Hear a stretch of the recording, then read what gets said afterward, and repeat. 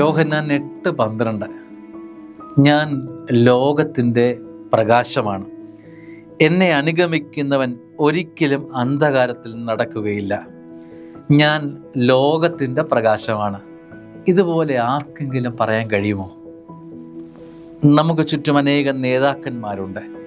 ഈ നാടിന്, അല്ലെ ഈ പട്ടണത്തിന്, ഈ വീടിന് ഞാൻ പ്രകാശമാണ് എന്ന് നമുക്ക് ആർക്കെങ്കിലും പറയാൻ കഴിയുമോ?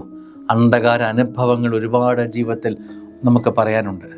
ഇവിടെ പറയുകയാണ്, ക്രിസ്തുവിന് മാത്രം കിട്ടുന്നൊരു ബലമാണിത്. ഞാൻ ലോകത്തിൻ്റെ പ്രകാശമാണ്.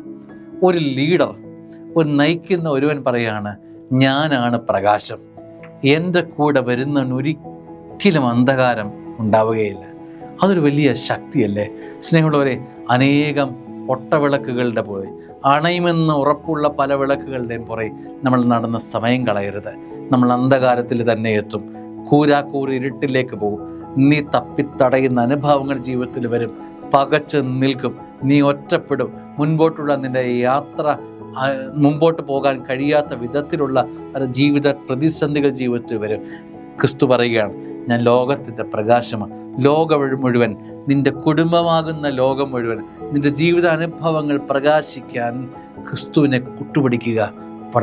പതുക്കെ അന്ധകാരം ജീവിതത്തിൽ നിന്ന് മാറപ്പെടും. എന്നൊരു മിന്നാമിനുങ്ങ് പോലെയുടെ വെളിച്ചം നിൻ്റെ ജീവിതത്തിൽ എപ്പോഴും ഉണ്ടാകുമെന്നത് ഉറപ്പാണ്. ദൈവം തരുന്ന വാഗ്ദാനമാണ്. ആമേൻ.